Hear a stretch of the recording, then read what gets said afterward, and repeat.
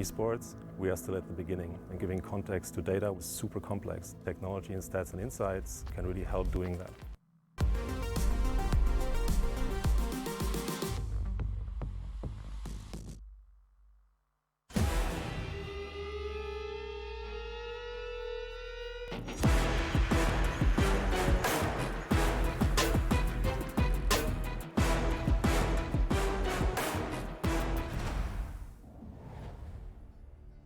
First day of the StarLadder Minor, and it's all about Group A. We've gotten to see 2 series already. This is going to be the final series of the day, and it's going to be the winner from those earlier 2 series. Going head-to-head, it's Alliance versus EHOME. The winner of this one is going to get that, honestly, the best seat that you can have in the house right now. They're going to be going on through to that winner side of the bracket for when we do get there a few days from now. And these teams have a little bit of history against each other. Nahaz, currently 50-50. Yeah, they played twice at the Dota Pit Minor earlier this season. Alliance 2-0'd EHOME early in that tournament, but it was EHOME that got the last laugh, 2-0 in the lower bracket finals. They then went on to lose to NIP in a 5-game best-of-5 grand final. A little bit of a cherry on the top, ending a little bit of that history here if you are able to pick up the win, but really we need to look at what they did to even get here. EHOME, of course, had their win. It was a pretty slow start. Tsunami, you were on the desk with me during that one. It was a relatively slow start in that game 1, and then they were able to pick up those 2 games after that, and it looked like they just found their form. Yeah, and it was in a way that Alliance, I went back to my room briefly, and then multiple hours passed, and now we are here at the final series. Now, yeah. I think a great deal of time has elapsed, and if I remember the EHOME series correctly, they finished both their wins in underneath 25 minutes. Yeah. So they know how to end games quickly. Alliance do not know how to end games at all, it seems. They will end it with some brutal finish, and by golly, it'll be entertaining. But only a 3 minute shorter, that's since patch 7.20. 7.22C, I'm pretty sure there will be radically different game times for both teams. Well, and I think 7.22C as we go on, the game times are going to go up, period. But Alliance, I think most teams, you told Alliance that you're going to be against a team that's going to try and end by 30 minutes. Most of the times they're going to be happy because they're a team that likes to play that early game. Their laning phase is generally pretty solid. But we talked about it in the outro to that last game. I think 15 to 20 minutes in Game 3 was the worst 5 minutes of Dota I've seen Alliance play this year, and it's not close. It's not close. I think that may have been part of the reason why EHOME were deciding to take a more early game approach against Amborgesa. We were thinking that EHOME, if you're going to be playing against a team that is not as seasoned competitively, you're better off just waiting until the late game until some mistake is going to come out from a South American squad who has not practiced too much. Instead, EHOME were trying to one-up a South American squad by just going faster, and it may have been in preparation to beat Alliance, who just that last game. Very exciting, but very, very long. Sometimes the messiest situations are the best situations to watch. When we do talk about that preparation, though, in the earlier stages of the day, that EHOME was potentially able to grab. We were talking a lot about getting practice by playing a bunch of different heroes as well, which they did do. I think it was something like 13 heroes came out for them in the game over the course of the series. So they have preparation as far as style is concerned. They have preparation as far as what they're actually going to play is concerned. I feel like if they are able to have a pretty solid draft here, Nahaz, the story's starting to write itself. Ooh, I don't know. I actually, coming into this tournament, I had Alliance in this group. I don't like some of the things that we've seen from EHOME over the last couple of months. I don't think this is the same team at all. Obviously, it's not personnel-wise, but just in terms of the way they're playing, I think this is nowhere near the team that showed up and looked pretty good at the first couple majors of the season. But my boy Faith Beyond's back in the mix. Faith Beyond is back in the mix, but there are just too many times. These are very individually skilled players. There are too many times that I look up and one or both of Ferrari or End are just in a place on the map that doesn't make sense. Yeah. Like I still think those guys, technically speaking, individually, there's nothing wrong with them as players, and certainly you're not going to find a mid player more decorated than Ferrari. But when you're talking about you have a big, massive lead in game 1, and your team is fighting 4-on-4 against the enemy team, and you're dying solo to a Meepo as a Leshrac. Like that's not the first time over the last couple of months that I've seen Ferrari make those plays, and it's just very surprising in a player of that caliber. you know, I don't want to completely derail this conversation, but when you say personnel, it was the first thing that jumped into my mind. We haven't actually talked about it on the desk. We saw the tweet go out. I guess it was during the last series, but Liquid, we haven't mentioned that. Yeah, I feel like personnel changes, you said. Yeah, no, we should please probably don't do this to me, talk Rich. about it. I mean, let's talk about Matoma, and you know what, Naz, I feel like you're the perfect person to actually discuss this. I mean, it's actually hard for me to talk about this and not get a little bit emotional. I mean, Oh, it is please do. subjective. This Liquid team, this 5-man roster ends with 494 games played and 335 wins. And that's the 4th most games and 4th most wins all time. There are 23 squads in Pro Dota 2 history that have played 250 or more games together. And of those 23, that Liquid roster was the 3rd highest win rate, behind only TI4 era DK and the last VP roster before this one with Lil, where they had some success at majors, of course, but they were playing a lot of games against weaker opponents too. Yeah. I mean, this, for my money, this last Liquid roster, it was the most remarkable 5-man squad I've ever seen. When you look at, especially in this era of TIs, the struggles that so many TI champions have had sustaining that success, and you look at Liquid after winning TI7, came out and they, through the most grueling season of Dota we've ever seen last year, they showed up to every event, they brought their A game, they played their hardest. These guys are just, they're 5 guys I deeply respect, and you know, we don't know the situation yet.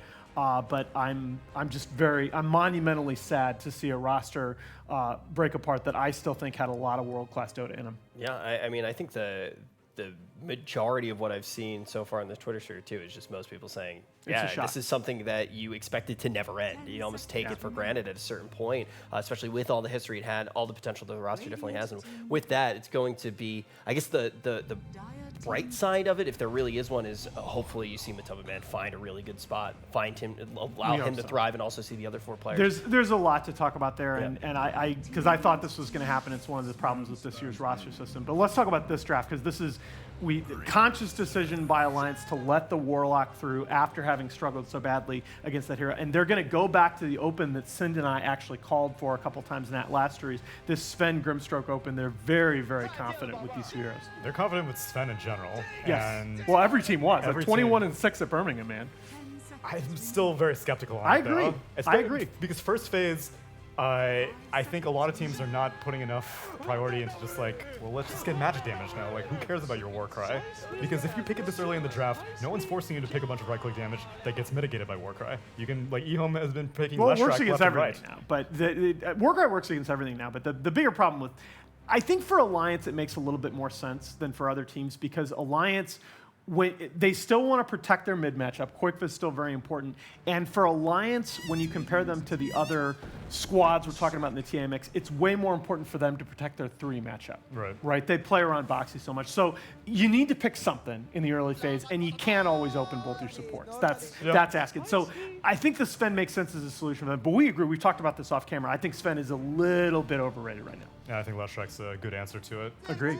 We've seen EHOME with this Leshrac a whole bunch. Why are we seeing it so much? I don't know. So this seems to be a new dynamic with giving Neverend not hard carries, and I only have the previous series to go off of. I saw some of their hero picks for the We Play Dire tug of war thing, which was also played on this patch, and Neverend was playing carries. He was playing I think he played like a Spectre in one game. By the way, this is not Never End, is NZYF. This is he's gone through a lot of name changes. Well, but not only that, but this is a guy historically that he's never had the kind of sustained success that like a Hao or a Sylar has had in China. But if you talk to the Chinese scene, at times in his career as a technical carry player, ZYF has been as highly regarded as those guys. He's been, a lot of people in the Chinese region have put him on that tier, and to see them taking him and putting him more on these simple heroes, it is very unusual.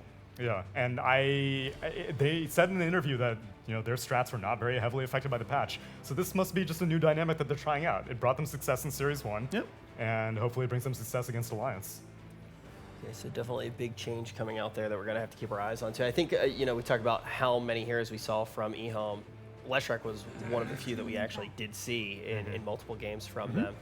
Now, looking back over to Alliance, one more time, why is this such a strong open for them, or why are we seeing it so much, regardless of Sven potentially being overrated currently in Haas? Well, the Sven Grimstroke? Yeah. Well, I mean, anytime you have a core support open with some flex value. Now, for Alliance, you Mika is going to be the Sven, and you know the Grimstroke is going to be the 4 or the 5.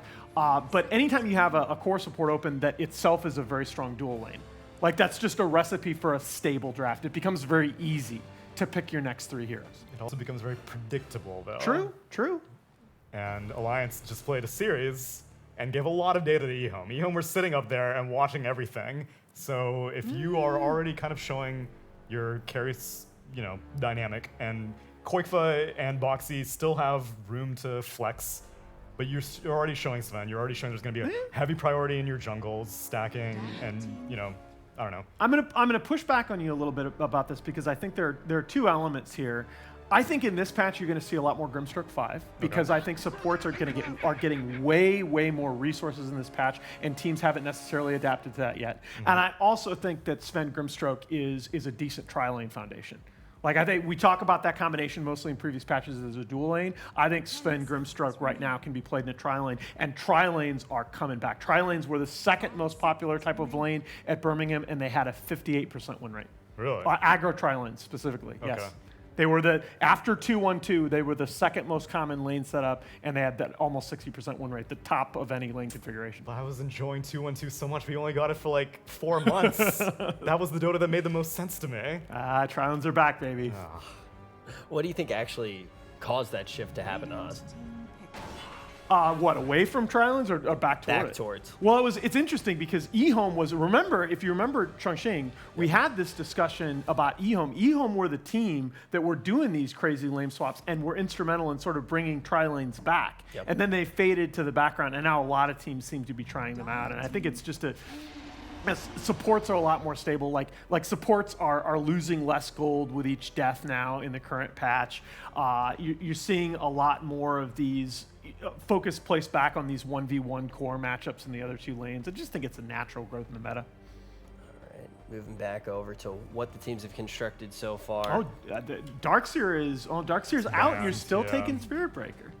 They just want to put a lot of money in this magic damage. Spirit Breaker is a very magic damage heavy roamer.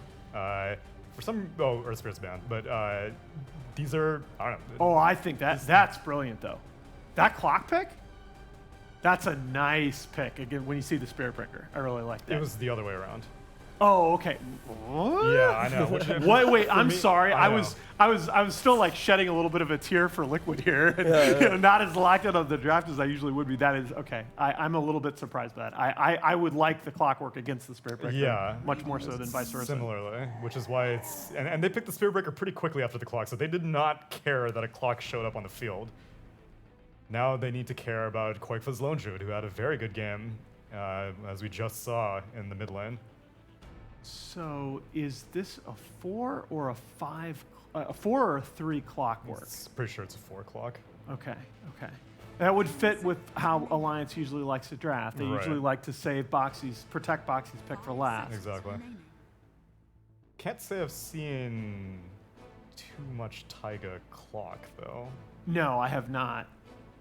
Oh, EHOME does run. Oh, that's right. EHOME is a team. Where's this Elder Titan at? Taiga Elder Titan is like one of my favorite hero player combinations. Yeah, and ET just got a decent buff anyway. Early game. Yeah, exactly. He gets a lot more damage on his. Fogged is happy. He's playing it close to his chest though, because he knows whenever like all the Meepo players, whenever Meepo got ransacked at first, they're like, oh, this is terrible. It's so much worse than Geostrike. Then win percent goes up like 10 times, and they're like, no, it's still bad. Don't worry, guys. Yeah, it's gotten to where he's learned the meta of calling out the buffs and nerfs, so just like Blitz has for Storm Thanks Spirit. for the charity buff, I guess. Oh, okay. Once Finally, again, a late game hero. Well, you just have to. You can't argue with Warlock Spectre. It's just you feel like regardless of what happens, if you're not like up against megas at 30 to 35 minutes with Warlock Spectre, you're going to feel like you have a chance to win the game. Yeah, but it does make this Lesh opening very interesting because I imagine Alliance were watching the earlier series, and they were probably thinking that this Lesh would most likely be a never-end Lesh, but now it's a Ferrari Lesh. Well, most likely. It could...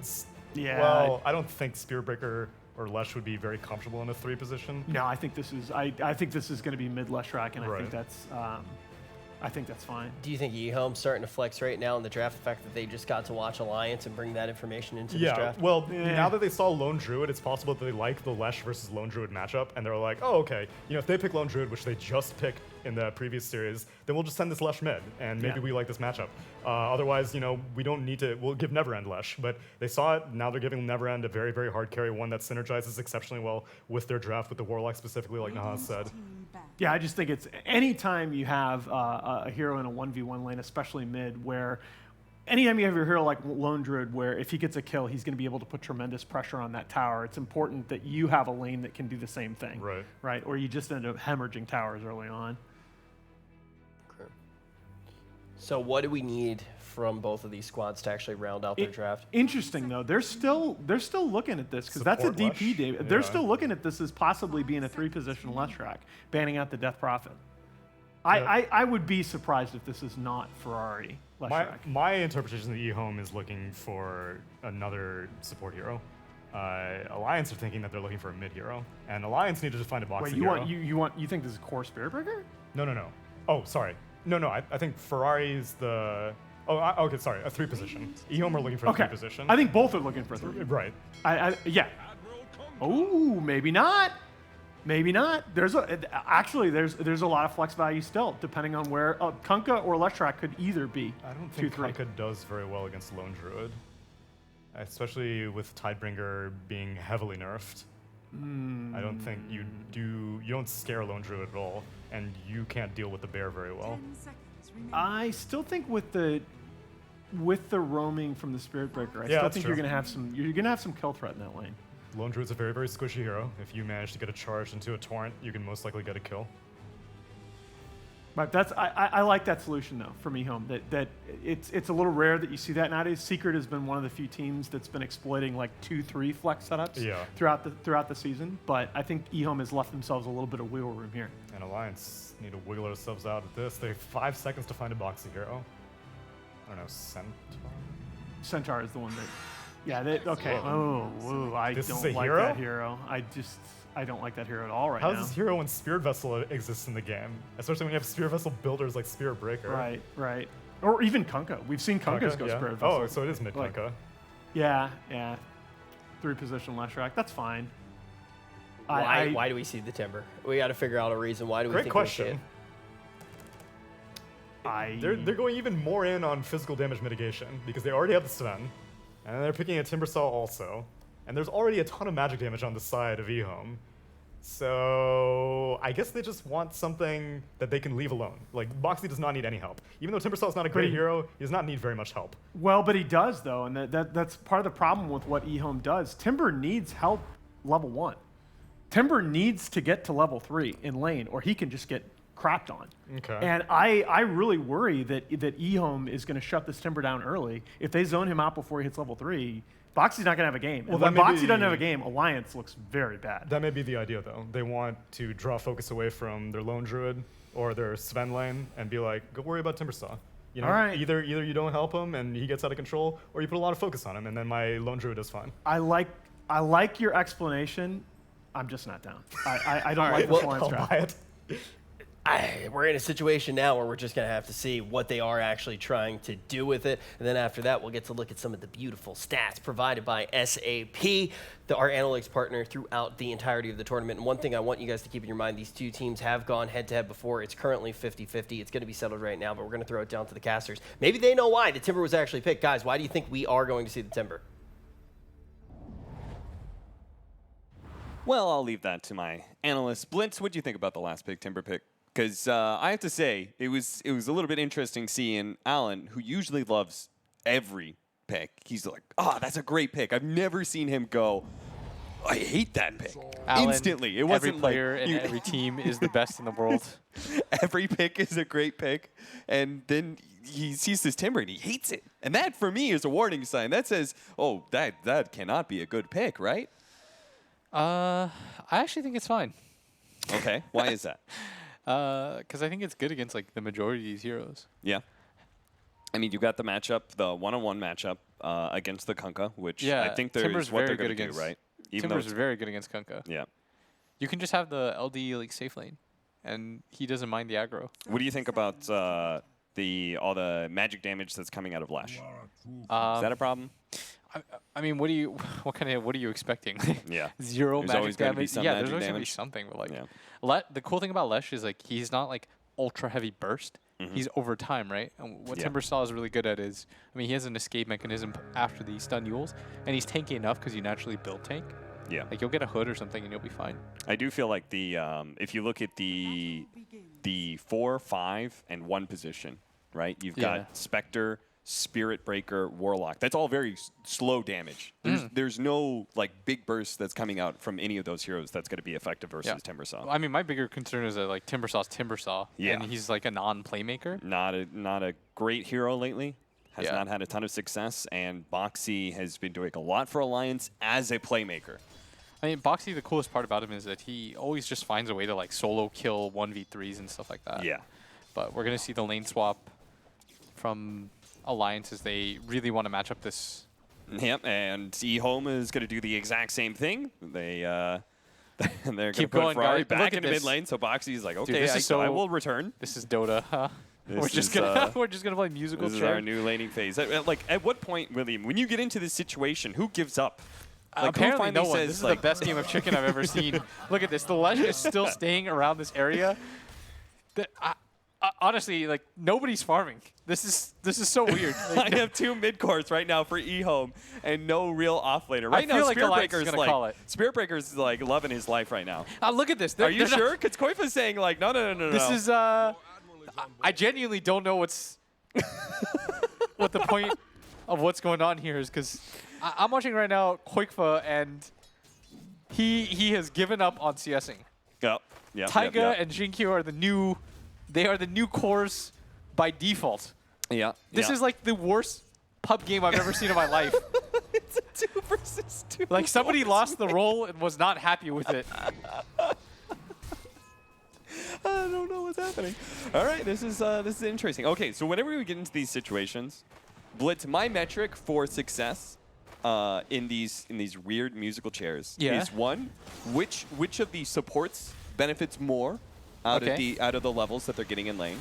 And then the other one is out of the cores that are constantly swapping and as a result not getting a lot. Yeah. Which one recovers faster? Yeah, I mean, I think Kunkka probably recovers a little bit better, right? Yeah. Than a Timbersaw. So same with Lesh, because they both have flash farm ability, but Yeah. oh, they did it again. They swapped again. Oh my lord! I feel like it's at this point you just call it a day. Yeah. I think genuinely Koikfa's game might be so. So EHOME won. EHOME won the game of chicken. I did they? Did anyone win? You wanted Timbersaw versus Kunkka, right? Yeah. But I'm just saying. we're like, all losers here. Is that what you're saying? Oh my god, that was glorious. I've never seen somebody play chicken for that long before. That might be the longest. The real winners were, because I felt like the levels on the supports is even, right? Oh, like yeah, both yeah. Spirit Breaker and Clock need that level 2, level 3 area. I think that Clock benefits from this a lot more though, because I think Yeah. Clock has a harder time finding space. Yeah. The downside of heroes like Clock and Spirit Breaker is that they both need kills to Yeah. thrive and get levels, and I think it's a lot harder to set up in this game for Clockwork kills. I would add to that, like Spirit Breaker needs level 2, Clockwork needs level 3. Yeah, the damage that you need as Never End. Never End, almost dying here. Does have the Warlock heal, managed to get into the trees as well, and will be okay, even if he's stuck there for the time being.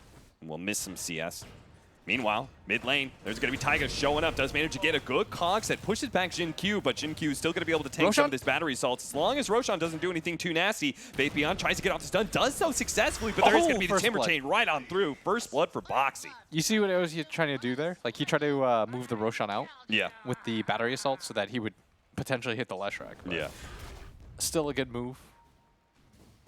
And now it definitely benefits Alliance. It's bottom lane. Managed to get on top of him with Inks. Well, Inks Never End's going to take a lot more damage here. If they can actually stay in front of him, even just the final swing from Insania is enough.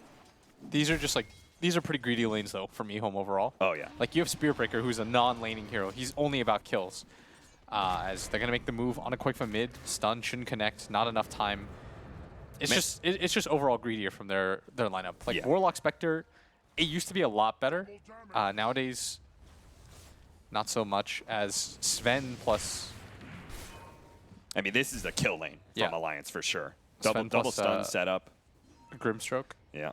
I will say something curious about Alliance is that Insania, it seems like he hates playing like standard 5-position heroes. Yep.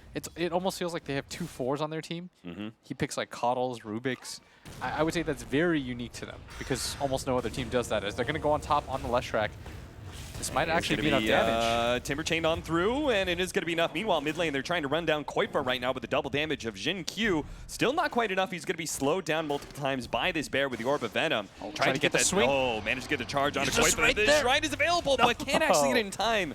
So that is a wealthy amount of gold there for Jin Q, and securing some of the bounty runes as well. So if you've got a greedy lineup, on the side of EHOME, if they could just kind of draw even in this laning phase, they're going to be pretty happy, right? Yeah, that was very greedy, by the way, of Koikfa.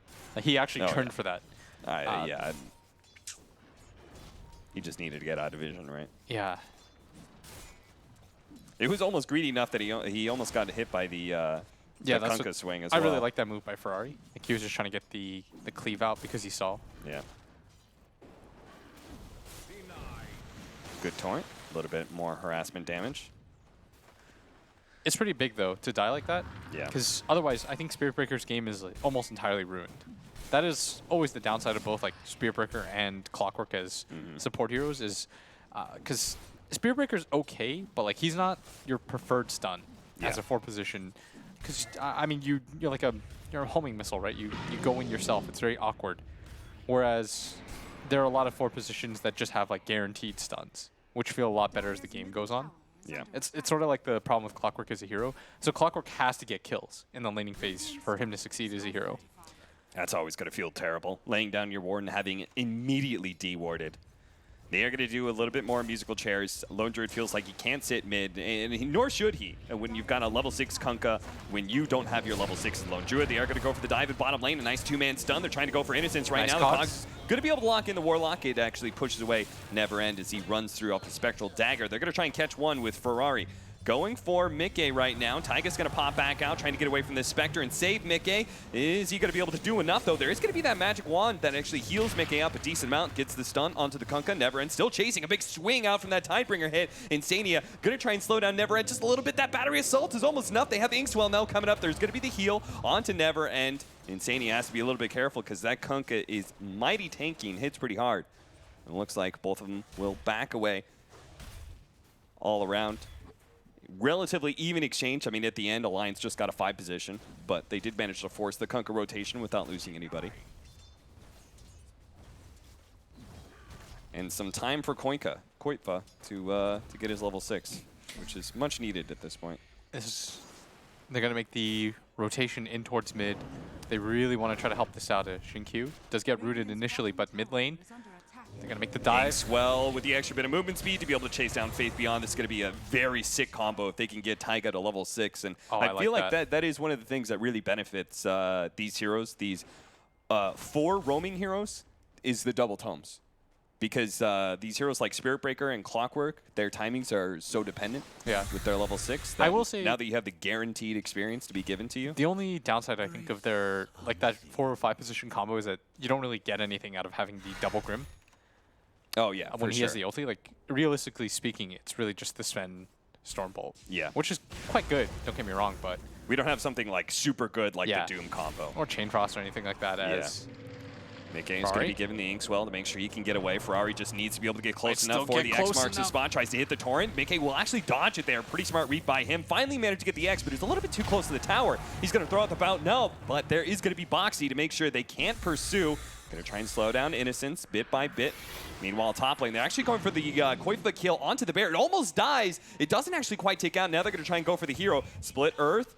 Trying to go for it. Fakes it out a little bit. Koifa has finally been flushed out of the trees. He will die here. Nice juking, but eventually he realizes he doesn't have to do any work. He can just pop that edict. Yeah, I really like the fact that Faith Beyond doesn't expend the stun, just does it enough. Doesn't need to really commit too much. It is so good to cast Faith Beyond again. Oh, yeah. Yeah, there's that time period where I genuinely felt like he was the best player in the world. I mean, he set a meta like unlike any other. Yeah. The ability to just play everything is... Yeah, look at this. This is some classic filthy Leshrac plays right here. It's so hard to play against that. He thought that the TP was good, but ends up getting canceled by Insania, who realizes without the tower there's no reason for him to be there anyways. He's going to make the move on the top. Battery Jin Q. Assault does actually hit him, but gets a little bit too far away from Jin Q, so he's able to get his ultimate off, and that means Taiga's going to be run down. Actually tries to go for a little bit of healing salve. If he can duck his way into the trees and juke this out for a while, but he just doesn't. Neverend stays right on top of him, and that kill streak will go to Neverend. There was that change as well with these kill streaks giving a lot more experience away. Yeah, and 242 gold is not shabby at all. No. Like the laning phase, EHOME really just needs it to go somewhat okay as... Managed to get the root. Innocence is healing a lot. This damage over time from Koifa is being altered quite a bit. And there's a charge on the bear too. Tried to missed times a little bit. Oh. Snag the arcane rune though. Got him. Purely because look of the at Roshan. how many wards have been destroyed now? I saw earlier it was already 2 from EHOME. We just saw a 3rd at minimum. Taiga finally gets his level 6 here, and yeah, it has been 3. Will be able to pick up the kill on the Warlock. It's a very active game so far. And that's sort of what you expect. Even though both teams have like these late game cores, I think overall there's like a very mid-game focus with their 4 positions. So you're just going to see more activity, I think. Yeah. You have a Spirit Breaker on one side. You've got Lesh and Kunkka. Like those are very active cores. I think I just enjoy EHOME's draft overall. Like the way that it's supposed to work out. You just 4-man. Spectre is by far the best carry at being able to just like show up late. Because you don't necessarily have to set up around Spectre.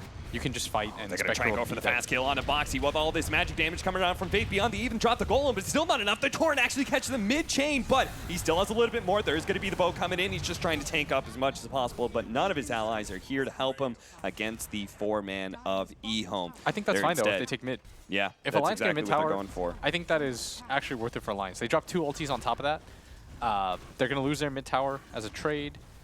They might lose top as well, but I think that tower is whatever, honestly. Yeah. I've always been a proponent of this tower in Dota, meaning like the least, I think. The Dire tier 1 top. Yeah. Because I think it's just really hard to defend, and really what it does for you, if you look at the way that the map is set up, you're only protecting 2 camps by saving this tower. You're protecting the large camp right under it, and you're protecting a small camp. That doesn't actually feel that good to protect. Especially with the change now of having this high ground around the shrine area. Yeah. So, like, those areas are naturally protected. I think that that tower is like overall okay. It's really just being able to trade on mid towers. Yeah. I think Nahaz, once I asked him the first statistic, it was like taking mid tower like success rates, and it was like whoever takes it wins like 60% of the time or something. Once again, why? Oh, they're actually going to go for the extra kill here onto the Kunkka. Managed to snag him on Taiga. Immediately throws out the boat to try and make himself as tanky as possible. Eats his way through the cogs and should be fast enough unless... Boxy really jumping forward. You saw, by the way, how difficult it was for him to die. Yeah. That one fight. Like, that's what you expect 2 ultis to be dropped on him and for him to, like, barely get caught out by that torrent. Otherwise, he would have just been on the other side. I would say, like, the fact that I already see a Bracer on Boxy, this has not been the ideal Timber Saw game for him this start. It's been okay, but I feel like you need one of those really dominant starts where you go into nobody can touch me for the first 25 minutes of the game, and you get as much done as possible before you fall off. Yeah, I still think I prefer EHOME's lineup, but I think that the Radiance timing is actually really good against all of EHOME's heroes. Like low HP hero pools. The Mischance is great against the Kunkka and the Spectre. You don't get the guaranteed hits. Yeah. Especially for heroes like Spec, who rely so heavily on the Desolate damage, Radiance really does wreck you. Because you don't really want to build MKB or BKB on that hero. Yeah. You've got Earn Phase Boots for the Clockwork. Yeah, it's done pretty well for himself. But I feel like Jin Q's actually gotten a lot more out of this game from his Spirit Breaker as he's going to go for the charge here onto Boxy. Another great pickoff set up by EHOME. EHOME, you know, Willie. Oh, they're actually going to jump in. Taiga goes in for it. Immediately gets hit by the Torrent. Only gets the cogs onto 2 heroes. He's going to get the Inkswell. They're going to run away. Is Jin Q? No, it's not going to give up. But the charge, unfortunately, doesn't land onto Taiga as the Inkswell explodes at just the right time. It is enough space, though, for Alliance to take that bottom tier 1 tower. Blitz, we were talking about this in the first series of EHOME. I said to you, you know, I feel like EHOME, watching EHOME, they always have like 2 or 3 times the number of kills of the enemy, but they're actually kind of even on net worth. And I asked you why that was. I think it's just because they 5-man a lot earlier than other teams. Yeah. So naturally what ends up happening in Dota is if you win the laning phase, you just don't have to really you can split up, you can farm, you have more options. Whereas it feels like and you shouldn't have to 5-man off the bat. But EHOME as a team just seems to love doing that. Yeah. Like from the get-go. This is the opposite of what we'd see, for example, like Liquid or a team like EG do, which I think just naturally will greed out a little bit more because of the cores. Whereas EHOME, they all feel fine with just like fighting nonstop, which is odd. Like you don't usually see all 3 cores gathered in the same area like pre-20 minutes. Yeah. Especially if it's not even like they're trying to defend a mid tower or anything. Yeah. It's just getting kills to get kills. Getting kills. He's got to run out. Innocence going to be caught by the hook shot here of Taiga. There is going to be Torrents as well as a charge coming out. Then that is a very dead clockwork as he jumps in super deep. But as you said, there's 5 heroes from EHOME. So, and Alliance still have 2 cores farming on other sides of the map. Yeah, so what I actually think you should do if you're Alliance is just suicide heroes. Yeah. I think you should be perfectly okay with this if you're Alliance. Like the Sven's huge, the Lone Druid's huge. And specifically, Taiga's the perfect person to do that because he forces a reaction every single Exactly. time. I mean, you saw 5 heroes. Like, it's such a unique playstyle for EHOME because I think they really like protecting each other. Yeah. But if it's not for a tower, I don't even think these like Warlock deaths really matter. No. Like if you're EHOME, you're thinking to yourself, what you're doing is you're saving 200 gold on your team while the overall net worth lead actually changes in Alliance's favor. Look, they just got a kill, no towers were exchanged, and Alliance is leading in gold now. That's what I meant about when you make 5-man plays like this, it's not ideal. And the weird part is when you bring Spectre to do it. As Quickfoot but if actually you can get spot this kind of pick off, this is the important kind of pick off. You can actually catch Quickfoot, but they spot him. Yule Scepter goes down just in time. That was a little bit scary for a moment, but Koifa, now without a TP, should die here eventually.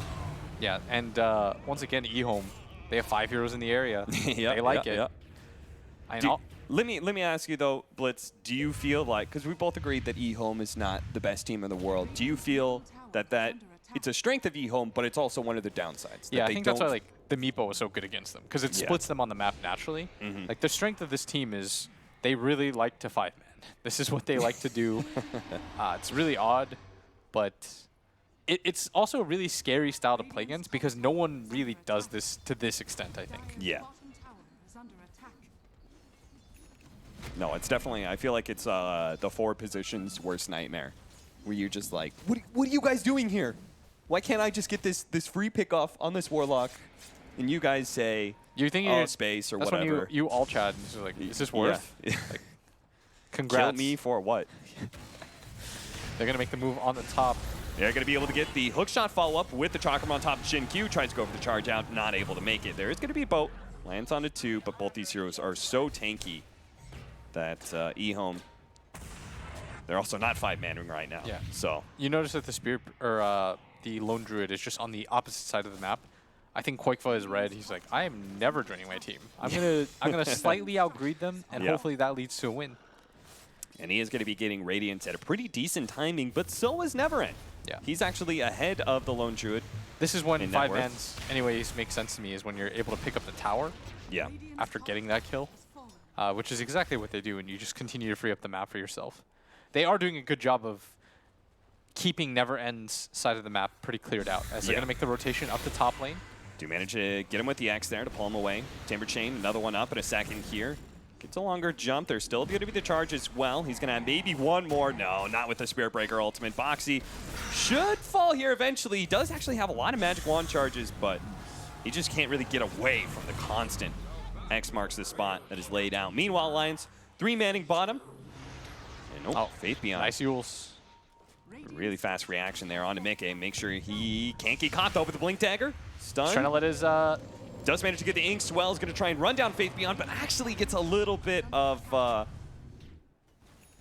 he did that thing where the area was blocked and ran backwards instead. I thought he was just letting Taiga get the angle. They are going to secure a tier 2 tower at bottom, though, most likely. Shin-Q shows up. And maybe he can kill the bear. Actually gives the ink swell to the bear. Shin-Q.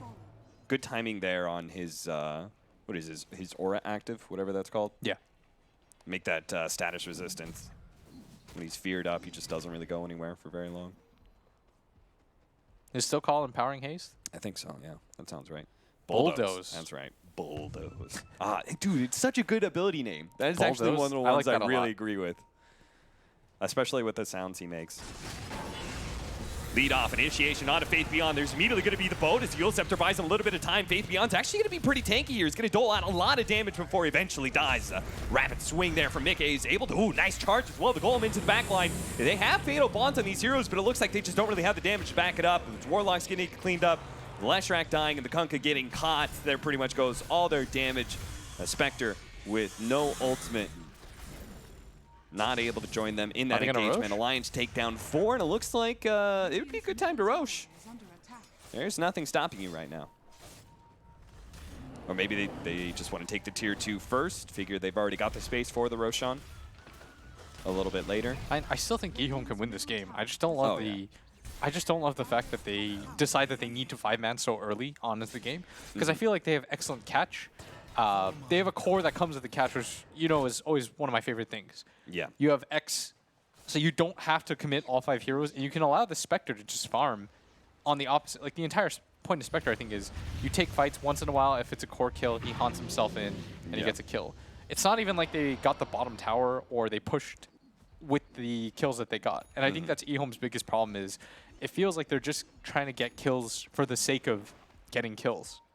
Somebody's farm is going to suffer on EHOME when they're doing this, right? And it looks like Spectre's farm is pretty much fine, but Faith Beyond suffering a little bit more. Only has Yule Scepter right now. Is going to try and get a 4-staff. Yeah, it's like, I mean, even LGD. Yeah, you can see he's dipped below the average for sure. Yeah, PSG, LGD, Vici, they love having the idea of this like one core farming at all times. Yeah. So that, because I think what they've taken from the Western scene is you can't just 5-man your way to victory. Like you have to be willing to split up a little bit. Yeah. I mean, even Secret, which I think they 5-man the fastest, they're willing to take fights. It's like they have somebody greeting it up. And that's why, you know, when you were asking me about that, this is the reason why, even though they get a lot of kills, it doesn't add up in net worth. It's because they're not picking up towers as a result of it. Yeah. And that's really what you want. But their lineup is set up very well for them to do this kind of thing, right? They've got the late game Spectre, so as long as the game just draws out, they're going to be okay. They've got a hero that they can put kind of all their farm on and say, eventually you're going to carry us. I feel like the catch that is offered by Kunkka makes it so their 5-man is more successful at finding big kills. Well, that's the other thing that we should always discuss is the team that wins late, especially when the teams are like pretty evenly matched in skill, is the one that can start the fight easier. Yeah. That is a principle that I think Secret especially understand quite a bit. And would you say, is it EHOME that can start the fights easier? They've got Kunkka Spectre. I think Haunt plus Rock is really like strong just combo. too strong. Yeah. So I will say if the game goes like real late, but there's this like mid-game timing that Alliance can hit where the heroes are just better. Yeah. Like the Clockwork I think is really good pick right now. And they have 3 tanky cores that can just run in and fight nonstop. You should never underrate that. is just going for some fast kills onto the Warlock. Like the fact that they can do And this. another one, +1. Taiga gonna push him back into the cogs. Really good torrent though, and there's that 4-staff that the Leshrac just picked up to be able to get him over the line inside of his base. Taiga's a little bit low. Thought about throwing out that ultimate. Shin-Q knows it'd probably be a suicide mission. Just kind of wants to play with Alliance right now, see if any of these heroes, these other cores get low enough. But of course, a Timbersaw and a Sven, especially a decked out Sven who's sitting at 12,000 net worth, is not going to go down easy. This is also why I think Alliance's games get like so weird, is because they pick these like heavy mid-game lineups that can't start fights in the late game very well. So then they get into these situations where this Alliance roster especially, it's like they're up 10K and you're thinking to yourself like, why haven't they just won the game yet? It's like the old complexity special. Oh, they're going to go for a really quick kill here on the Grimstroke. Does manage to get the goals, but it's still going to be enough for the kill. Now, our Clockwork thrown up in the air is going to be left for death, it seems, as they don't want to fight on top of a shrine. They figure Spectre Ultimate was used. We lost our 2 supports. Not the end of the day. Of course, there is always... That is, I guess they also have Spearbreaker, right? So they have 2 of the best, like, catch +1 heroes. Oh, nice in the bulldoze. Game. It was a nice bulldoze, but a good blink from Mickey to be able to get away. They're here again. The goons are, the goons have assembled. Yeah. There's just 5 heroes. I love it. Well, I mean, once they got an X or once they got like a successful charge, they feel like they can always kind of follow up, right? It's really entertaining Dota because it feels like you shut your minds off and you thought to yourself, if there's a dot on the map, we are all running at it. Yeah. Oh, I love that kind of Dota. That's my Dota to play right there. Shin-Q slips away in the night thanks to the Shadow Blade. Meanwhile, A dot has appeared. A dot has appeared, and EHOME obliterate that dot, but it looks like they're going to lose their fight position as well, as Innocence, again, holding on to his ultimate, knowing that this isn't the fight they really want to take here. The Eul Scepter, but going to be chased down by a nice chain from Boxy. Hits him with the Whirling Death on the way through. Leshrac goes down, and Alliance just keep on hitting EHOME every single time that the Spectre ult is on cooldown. It's the 2 giant teamfight ultis that make it kind of hard. Like, Alliance have this sick lineup at being able to fight without too much. You have Timbersaw, who's always fight active, Clockwork for the most part. Lone Druid is always Grimstroke. Yeah. It's not like there's some huge Grimstroke combo, so his ulti doesn't actually matter. So it's really just the Sven that you're somewhat reliant on. But Sven with Blink Dagger Echo still team fights pretty well, as you saw right there. Yeah. He's still going to get catches and stuff like that. Do you feel like that Innocence is, do you feel like he's been out of position a bit this game, or you think it's just the nature of this game? I don't know. It's hard to say, because when he is out of position, his team like insta 5-man rotates to save his life. It's a really odd game, I think, for him to play, because I'm just kind of like expecting him to play a little bit more of the back line and just wait to drop that rock. I don't blame him for, like, you know, on the shrine when he gets hook-shotted behind his tier 1 tower while he's standing on top of his shrine. Yeah. Like, I don't see that one, but I would say the last 2 or 3 deaths. I will agree with you. Those are a little bit greedier. And it's because they're trying to split up and do a little bit too much. Plus, he's overrating this Force Staff. Yeah. Especially with all the burst power that Mickey provides. Oh, they're actually going to go for this one as the hook shot in actually kind of misses there. They're still going to be able to get the root onto Xin-Q. They lock 2 heroes together as well. Manage to get the silence in the back line on Faith Beyond. Here comes Mickey. A big stun out onto Leshrac. He's kind of blocked in right now. The Golem, a momentary respite for Faith Beyond. It's actually getting some distance. There's going to be another Stormhammer in 5 seconds time, but he gives up on the kill of Faith Beyond instead, trying to help out Insanio. Does manage to get the stun onto the Warlock. Hides himself in the trees, but here comes the Golem. It's running at him. Oh, it's going to be Neverend who cuts him off instead for 30 minutes. To get off his BKB, but he's a bit low right now. Can't really fight. Neverend's just gonna kind of slow him down. I don't think they can really engage into Alliance unless 430 gets a really good X marks the spot. I would still be a little bit afraid of them turning. Yeah, I'm a bit surprised that they're coming out this far. There's the X. They're going to try and get some damage onto Neverend right now. The Fear onto him. The BKB activated. Extra bit of Warcry movement speed. Eul's, they're going to set this up. Oh, Eul's onto the Timbersaw, actually making sure he can't get the Chakram slow, but still a Timber Chain through. Not quite landing it. Koifa managed to get another Fear, pushing him into Boxy's hands with the Chakram. A great Fear laid out by Koifa with his Bear, but Mickey's still in trouble. Has the Spirit Vessel on him with the Golem that's still alive through all of this one. Managed to beat down the opposing Sven, but Koifa gets the +1 onto the Kunkka, meaning Alliance will walk away the victors of this engagement. Very surprised that they decided to stick around. Their Kunkka was at like half HP. Their Spectre had already used Haunt. Like we talked about, their lineup on the side of EHOME is very reliant on these big cooldowns. And once you've expended them, that should be the, okay, they use BKBs. This was an okay fight for us. Yeah. By willing to trade like that, I mean, there's no way you're going to win that fight. Yeah. In my opinion. I just saw that Kunkka running forward and I was like, you have like 600 health. You're most likely going to die. That Alliance is not splitting up that much. They're not going to be sloppy enough that they let you get the free pickoff. Yeah, they're not really allowing their lineup to come online, I think, on the side of EHOME. What it should be is when you have your 2 big ulti spells, that's when you should look to farm out because it discourages Alliance from fighting under you. Then you just run around with your Warlock following cores, and if a fight happens, your Spectre haunts in, and you get an easy setup. We saw that, like, that kind of the philosophy out of Secret a lot of times with their big team fight ultimates when they would have, like, Yaps or Enigma. It's like you felt like they were always farming and you didn't want to engage into them because they had the team fight ultimates. You're like, oh, God. It's not just, I think the problem right now for EHOME is just because you have them doesn't mean you should always nonstop look for them for, like, every opportunity. Yeah. Because it's not like they're getting these towers or this Roshan out of it. Right. They're just sort of fighting for the sake of fighting, which... you know, it was interesting from my perspective, but from an actual, like, trying to win the game standpoint, it's a little bit off. And you can't fight without your 2 ultis. Like, I feel like, I was just about to say, I think the 2-for-2 trade is fine for them. Yeah. Because I think their lineup will feel better as the game goes on. Like, eventually your Spectre will get really massive. Your Leshrac will get so huge that he can kite nonstop. But you have to give your lineup that chance. Yeah. And trying to re-engage when... your Spec ult is down. There's no Warlock on the field. Yeah, that's it's just odd. But the crazy part is I think EHOME's lineup is actually like pretty well balanced, so I think they can still win this game. Yeah, even being 12,000 net worth behind. It can't be, we can check out that win percentage. Because I'm sure it's not going to be that terrible. Yeah, I think this game is still 65. I think they just made this game hard for themselves, but it's still okay. They could be an even 50-50 game probably right now. Because I do think like Timber is a late game hero. Every Timber player should know this. It feels really mediocre going into the late game with Timber because you don't have your own disable. You no longer start to deal heavy damage. Everyone stats up or has a BKB. Like once everyone has a BKB, you're just kind of you're floundering. You're walking around. Dude, it's just annoying. Like look what Boxy just did, right? He ran into neutrals. Why? Need some reactive armor stacks. You can't just be sitting on the front lines with 0 armor.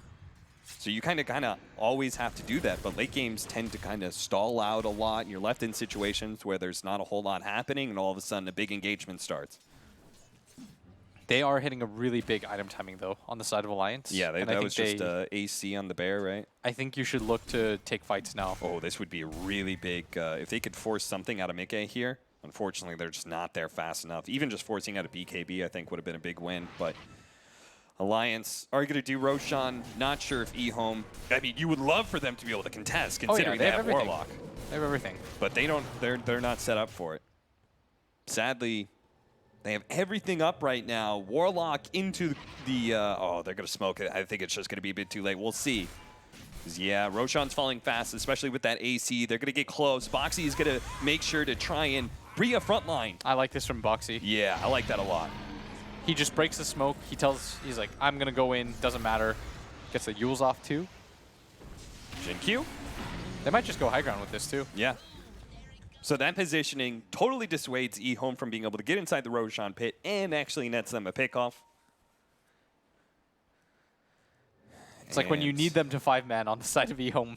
Yeah, like that was the moment, right? It was like, just don't let them Roshan. Sadly, they were just a little bit late on that pickoff on Mickey at bottom lane. It's probably part of the reason they were a little bit out there. They're going to go straight for the melee racks here.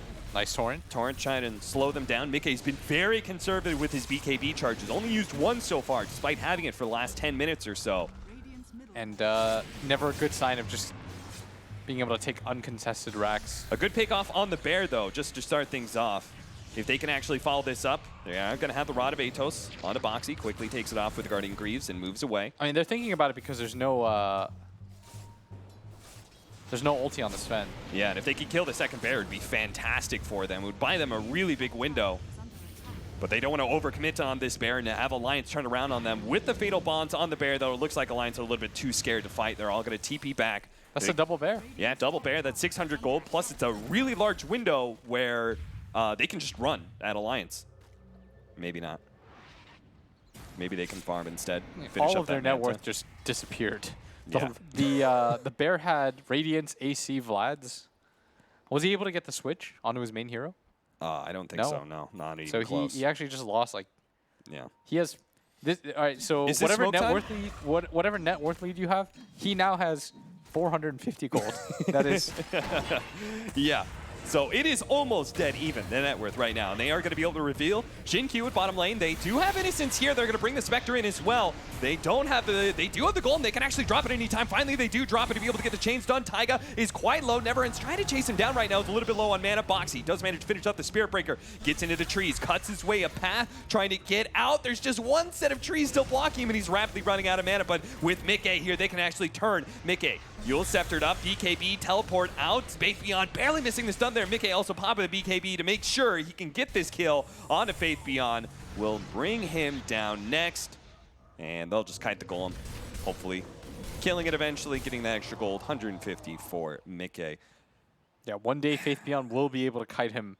And you'll have an Atos and everything, but today is not that day. Sadly, Faith Beyond is very soon going to be behind the clockwork when it comes to net worth. He's definitely had the roughest game of the 3 EHOME cores. So we now know who won the dual lane role. Yeah. I mean, at the end of the day, Ferrari's a legend, you know? You're just some new kid on the block who happened to win a TI. 15 to 23, 20,000 net worth lead. Halbert next up for the Kunkka. I like that choice. I like that a lot. because this they need something to deal with this Sven who just comes in and chunks people down. Agreed. I think ultra late, their lineup, again, I'd like to reiterate, is okay. I mean, Alliance has historically been a very heavy mid-game team. Bulldoze on out of there, son. Jinkyu. Is he going to go for the charge at some point? Does it now, but there's the Stormhammer. He waited too long. He no waited doze. too long.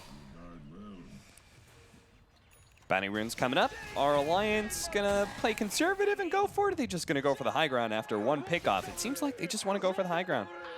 I mean, they want to take advantage of their Aegis as a Manta style is now. Wait, what? Who? Manta who? For the Yawns. Wow. All right, he's going to go for it. Just jumps in. Oh, Jesus. That's a Warlock dead, but he does have buyback. So maybe that was just to force out the positioning here. Doesn't have the Golem anyway. Jinkyu thinking about it, but again, it's always the Sven and the Timbersaw who are the last one out. You do not want to get on these guys. They just don't want to jump these guys. Mickey thinks about going for that kill out of the Warlock again. He knows he just bought back. Going into the back line, ZYF really NeverEnd's trying to go for the kill onto Koifa. Couldn't actually do anything. Now he's just surrounded by heroes. They're going to try and bail him out here. This is going to be a good torrent. A bow coming in as well, but NeverEnd eventually falls. Taiga drops a little bit low, but he's going to be fine. And the cores of Alliance are relatively healthy. They have to watch out for their fatal bonds, though. Boxy. Oh, okay. Was that a TP I just saw? Well, Boxy can still turn around thanks to the Inkswell. Mickey is at half health right now. He's going to work right up. His Aegis is about to expire. If he doesn't get any of this regen, he could be in serious trouble. 1 second time. Finally it goes right as the Golem drops on top of him. He doesn't get any of that regen. He has to just run out of the fight. So they're going to go for the Kunkka. They're the Lone Druid, rather. They're going to be able to cut their trees. Oh, no! What Jinkyu? Oh, Boxy just tore him apart. And now he just Timber Chains through another one. They do manage to get a stun, but Innocence, he's going to be trapped inside the trees here. They thought they could get Koifa because Mickey was low, but it turns out Boxy is the bigger threat. As now NeverEnd is stuck inside the trees. He can't get out either. Surrounded by Sven and a bear that just will not quit. GG is a call from Innocence. And game one, pretty well handled by Alliance, who ended on a 29,000 net worth lead. Yeah, and Alliance, I mean, they hit this really solid mid-game timing, but I really feel like EHOME helped them there. Yeah. Like, there was some mid-game fights that they decided to take as 5. You can go for all these 5-mans if you get cores or if you get towers as a result. They didn't even take the bottom tier 1 tower during any of that time. They just sort of got kills. Sometimes they would get these defensive kills, and it didn't really lead to anything. Yeah. As like gold as a principle, if you get 1 kill on a support hero, the reason why it doesn't matter is if you don't get a tower after that, that's all it does. It doesn't improve your position in the game. It doesn't allow you to get more gold at some other point in the game. All you're doing is you take away some gold from the enemy, you gain 200 yourself. That's like split horrendously. Yeah. Whereas the enemy team, if they're even farming like 1 ancient camp, it's like, it's nullified. It's totally offset, yeah. And in this case, we saw it work for Alliance. Is looking at EHOME, what do you feel like some improvements they could do heading into game 2? I mean, they have a Spectre on their lineup. Yeah. Theoretically, you should never have to 5-man with this hero, right? Yeah, especially, I mean, like, they had a good start, too. They had the, they took the mid tower before Alliance did. Thanks to the Leshrac from Faith Beyond. I feel like he did a good job in that. I feel like Jinkyu actually got way ahead of the laning phase. He did, his forward position work was much better. He forced a lot of rotation, still managed to get kills. I think he made Taiga's game rather hard in that regard, kind of forcing him to hover around mid, forced Lone Druid out of mid lane as well. It felt like the laning phase in the first 15 minutes went well for EHOME. It did and it didn't because bottom lane went so badly. Yeah. They put a lot of pressure on that Spectre and that Warlock. And when they took the tower, that one fight at bottom where they just like collapsed, took the tower as well. Plus, like if you're playing this 5-man style, what you're doing is you're allowing this Lone Druid, probably like the best mid-game hero in the game, to just get absolute free farm. Yeah. They allowed him to take a mid tower. They allowed him to take 2 towers at bottom, like completely uncontested. You can't allow that to happen. All right, well, EHOME are going to have to put up a better plan to be able to deal with Alliance's split, as once again they pull out the win with the Lone Druid. We're going to go to the panel, come back later to game 2.